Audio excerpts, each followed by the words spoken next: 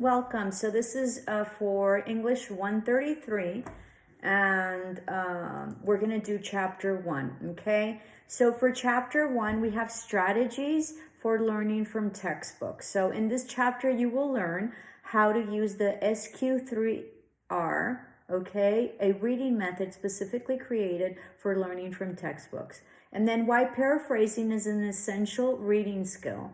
And then which method of reading and review might work best for you. And then you have how to match your reading rate to the material. And then how to use the web to expand your background knowledge, how to adapt your reading to computer screens. And computer screens are horrendous. I think that even though I haven't had an up in, glasses, but I can see that I get blurry vision. So be mindful of that, okay? So we're going right along. I'm just, I have my book over here so you can't see it. And so introducing the SQ, right? 3R, which is survey, S, and then Q, question, read, recall, and review. All right. So you are reading a bestseller by Dean Koontz.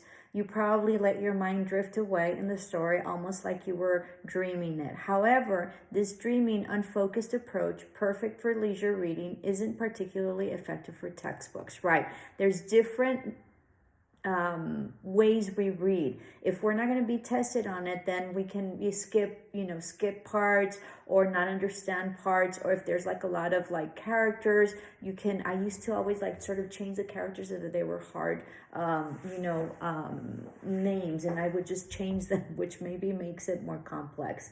But with textbooks, you need systematic but flexible systems that can take you into account to the difficulty of the material, the author's writing style, and the goals of your assignment.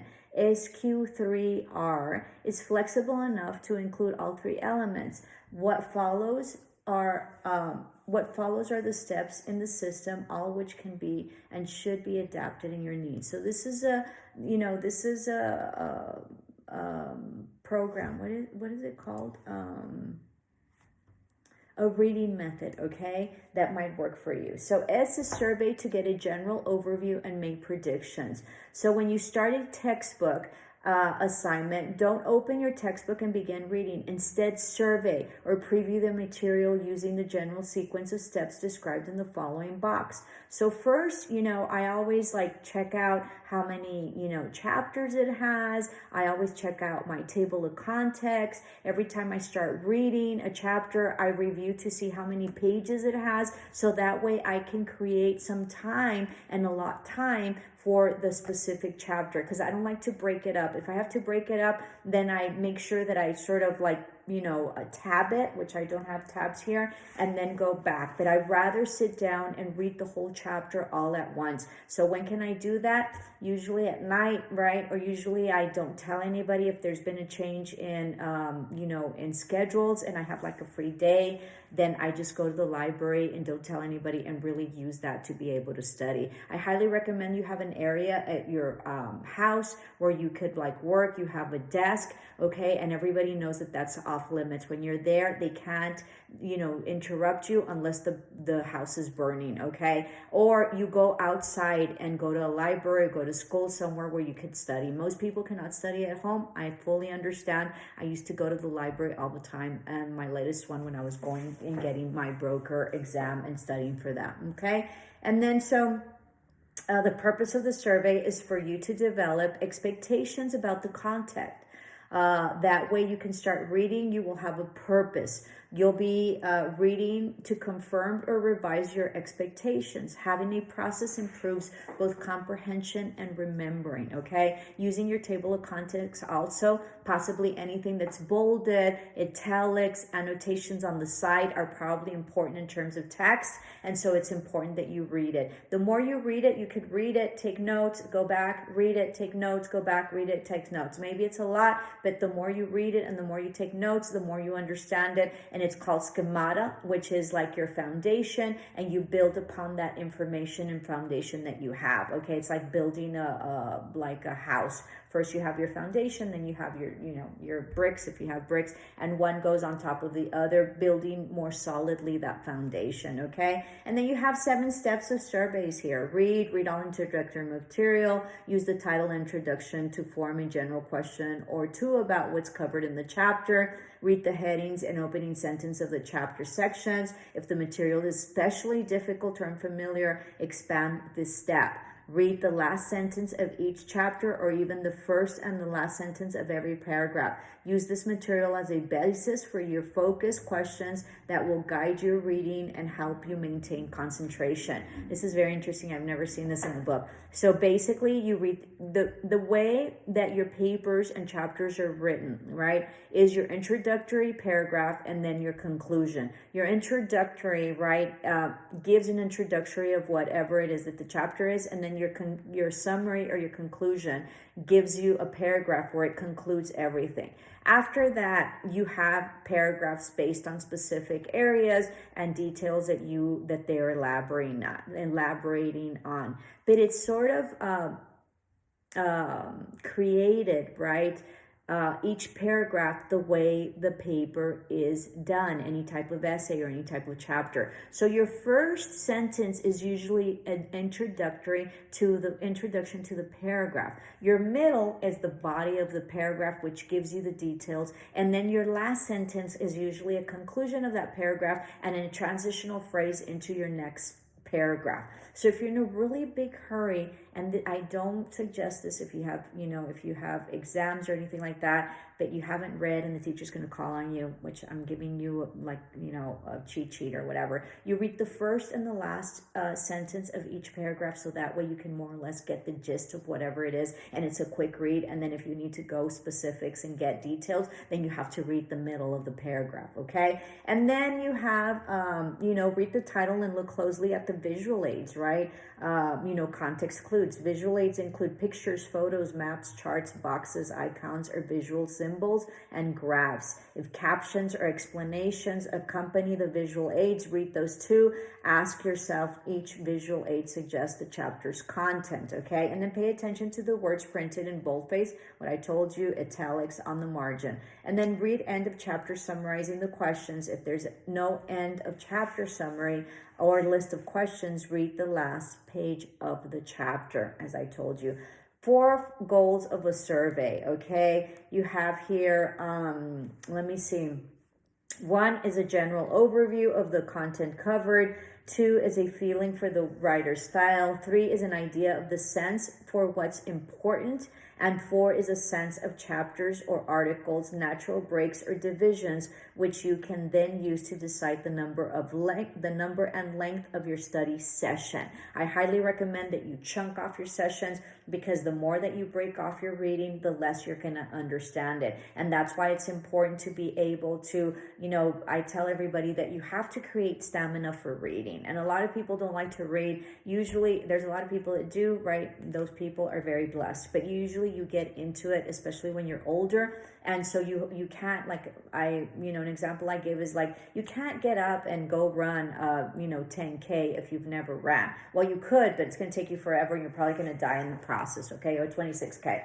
But you need to build your stamina. Reading is the same way. You need to build your stamina. And if you can't get through reading, you probably aren't reading things that you like. And textbooks are usually things that we're not interested in, but we're there because we have a goal. And so we're probably not going to be interested in really learning the nitty-gritty, but we have to, because that's going to create the schemata and that's going to create the foundation that you need in order to build your career, right? You're not going to be able to draw blood and you don't know where the veins are. That'd be scary, okay? So it's important that, because you're learning the theory and then you go to the practical, and once you go to the physical and practical, then your theory comes into play. And then, of course, as you gain experience, you become better and better. So that's why it's really important, okay? And then you have idea of sense of what's important in the chapters. Okay, so the more that you build the speed, right, and the ability to read faster, the more you read, the more that you read faster, and the better comprehension you have. Because you could read really fast, but then it doesn't matter because you didn't understand anything. And the quickness and the fastness of the reading is important because everything is timed, and your exam that you have to take, it's not your, I think it's your CCMA. I think it's CCMA, don't quote me on that, but it's time. So I think it's like 1 minute per question. And so if you stay too long on one question, you're going to have to recuperate in the other. Okay. And I'll talk to you about fixations in our team's meeting. So those are things that you have to really look into. And then the importance of reading flexibility, refer to the reader's willingness to change strategies depending on what he or she is reading and why. And then reading tip, be flexible. Be a flexible reader who constantly adapts reading strategies to their text. If, for instance, reading your history and health text are the same rate of speeding leaves you feeling confused, adapt a more difficult material by slowing down your reading rate. Right, that's exactly what I mentioned. If you're reading really fast but you didn't comprehend anything, then it's of no use. So you need to slow down and be able to read so you can comprehend, because the name of the game is being able to comprehend. If you don't comprehend, then it didn't matter that you read. Okay, don't skip those visual aids. Yeah, don't skip through them. They're important. That's why they put them. That's why textbooks put them. They're like cheat sheets. They're like, hey, I'm here. Make sure that you catch this because this is probably going to be on the test, or this is probably going to be important. Okay, so matching the text with the visuals, beginning with the bar graphs. We already reviewed all that. And then they give you examples of that. Okay, and then check your understanding. And sometimes when you can't understand something, sometimes maybe just take annotations and then rest it up and then come back to it. But after you've read everything, okay? Sometimes you need that, whatever it is that you didn't understand, to be able to build up on your schemata and your foundation. And if you don't have that, you're not going to understand the rest. That's why it's important that you understand and you don't lose any time in going back and rereading because you didn't understand. Because all you're doing is wasting time, and the next material that you're reading and the next chapter or text or whatever that you're reading is not going to make any sense because you're going to need the prior one to be able to understand that, especially when you are doing technical stuff as is medicine. All right. And then ask questions, ask and answer questions while reading. Use opening lists, and there's an example of that.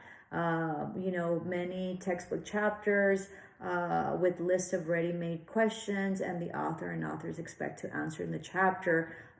Use this list to focus on reading, and it has a huge example of that. Okay, moving right along. And then read in sections and chunks. Absolutely. Chunk it out. If you don't have enough time, but you have a good 15 minutes or whatever, just chunk it. Say, I'm going to read, 5 pages or 10 pages, or I'm going to read this section of this chapter, so that way you can understand it. I always carried my books with me. It was a pain in the butt.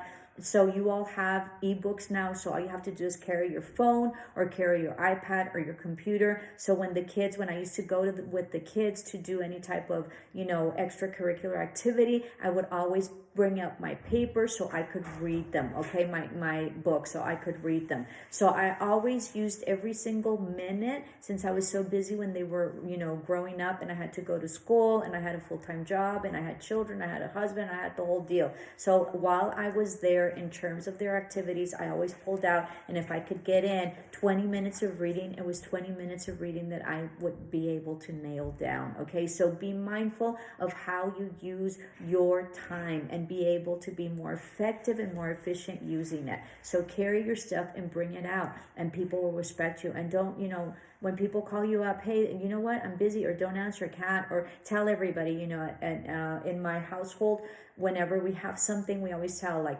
tell them, I'm gonna video, or I have a meeting, or, my kids tell me, I'm gonna be taking a test, Mom, please don't, text me or whatever, okay? We still text because we forget, but that, eventually we get it. And then for really difficult text assignments, consider the 10-5 approach. And this approach is, let me see, can help with variation of productivity gurus like Ellen Laking, Swiss cheese method. The principle behind the Swiss cheese method is to accomplish a large task by completing small pieces of it step by step. The name comes from the idea of poking holes into the cheese until the cheese disappears.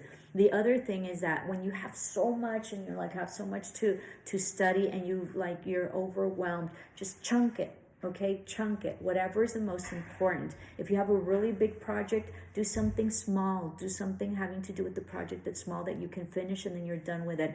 You know, the best way of explaining this is like making a meal for like a dinner, okay?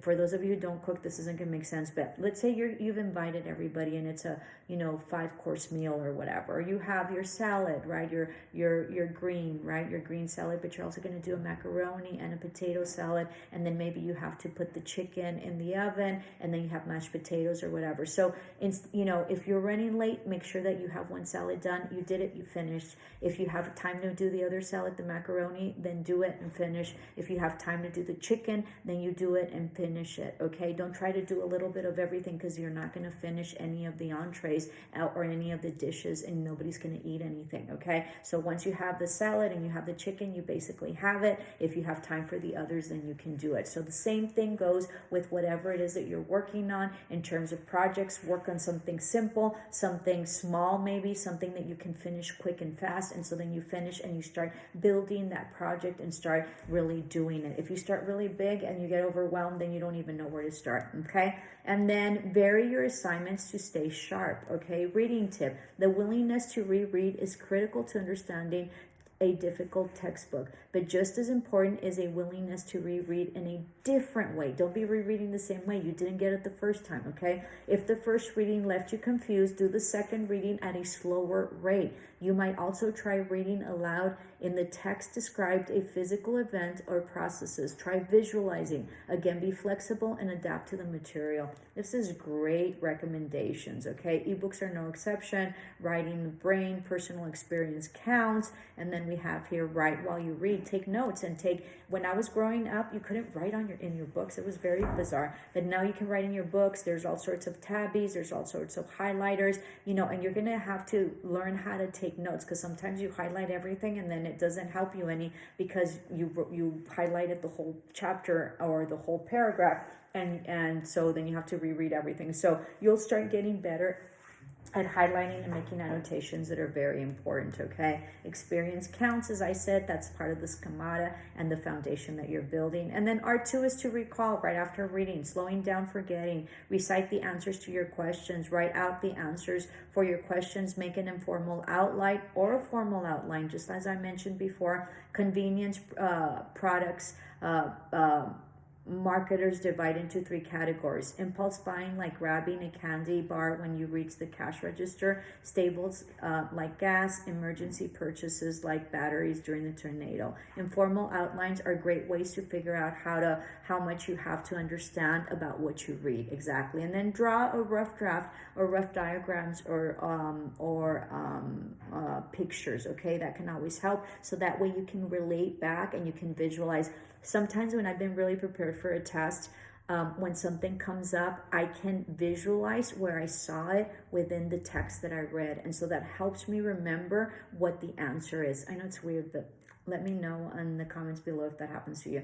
Work with a friend. I don't know about working with a friend. If that helps you, that's great. I'm always at my own pace. I'm usually slower than everybody else, so I don't like working with a pace with a friend, because I'm always kind of behind. Okay, so then I feel rushed. So, but if that helps you and that works with you, that's great. Working with a friend also can help you reiterate and teach somebody. When you're able to teach somebody, then it creates a better understanding for yourself of whatever it is that you've been reviewing or learning. And then summing up the key points, and then recalling after reading. We already discussed that. And then checking your understanding, which is huge. And then we have review, R3, review right after completing the assignment. The goal of the first review is to see the big picture. Pick a review method that suits you and your assignments, diagrams and charts, as we mentioned before. And then look at the major headings, work with a classmate, whittle, recall, cues down to size, and then summing up the key points, okay? All in there in your chapter 1. And then writing and reading, it tells you there's an exercise 6. Make sure that you review your YouTube assignment for the day, because I will tell you what assignments and activities you will be doing. So there's reading tips there, and there's activities, and then putting the spotlight on paraphrasing teaches you how to paraphrase, what paraphrases are, right?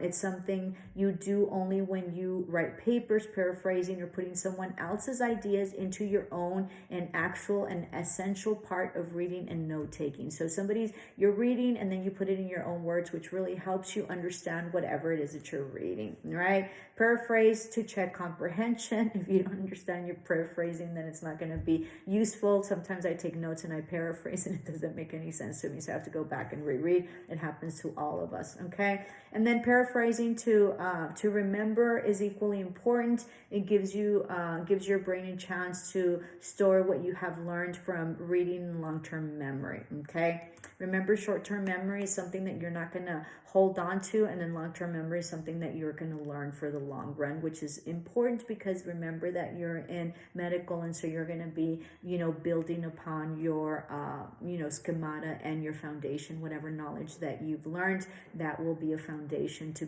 be building up on the other ones. Pointers in paraphrasing for reading. The more you practice paraphrasing, the better you get. That goes with anything, reading, taking notes, anything, okay? So practice, and take school like a job. Your school is a job, and your school is going to give you a specific goal: more money, more freedom, possibly, more benefits. I don't know, for whatever it is that you're deciding to take your degree, it's going to be important. So take it with huge responsibility and take it as a job. You have to put in so many hours per day, per class, that you need to put in. I forget what it is, but I think it's like 8 hours a day per class, okay, that you really need to put in. So it's like at the end, it's like a 40 hour week that you need to put into your coursework. But you can do it. You can do anything, okay? And so this is a little helpful, so that way you can, maybe become better at reading and better in comprehension and faster and more,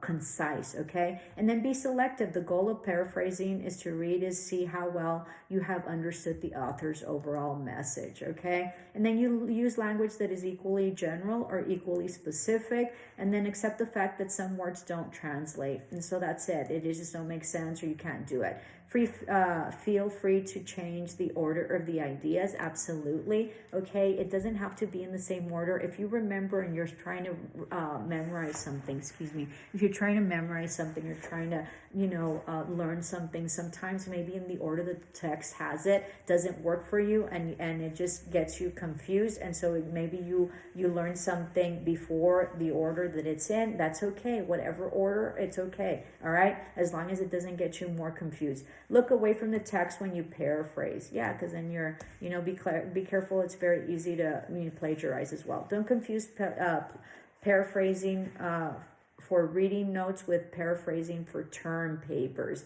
And it gives you there an example of what that is. And then mining the web for background knowledge, most definitely. We used to have to go to the library, and if the book was checked out, you were pretty much screwed. You guys have the internet. You have all sorts of resources that are at your tips. You don't even have to leave the pace that you're in. So very lucky, and just, you're in a really incredible state in terms of writing and school and all that, okay?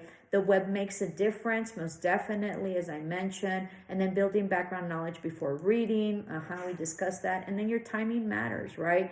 Find and look up names and events while you read as well, okay? And then a savvy researcher, it talks about, how you can research, and it gives you tips on that as well. And then evaluating website. There's some websites that are useless, and you're there and you're just, looking and looking and looking, and it's not good, okay? And there's some websites that you cannot use in terms of paper or research paper, so be mindful of that. And then we have screen reading. That is so hard. It gives you some tips on there and what it is that you should do, lower your light and all that. I don't know. I do so much screen that it's really affecting my eyesight, but I guess it isn't, because my, my eyesight has not deteriorated, and I have the same glasses, but I sort of see like blurry for whatever reason. And then dig deeper, long-term memory, preserving the past. And so it gives you there, you know, some sort of suggestions and, you know, examples of that. Okay. And then you go on to your test. You have like a test 1, 2, and I believe there's a test 3. And that concludes chapter 1. Hope this lecture helped. Love and light.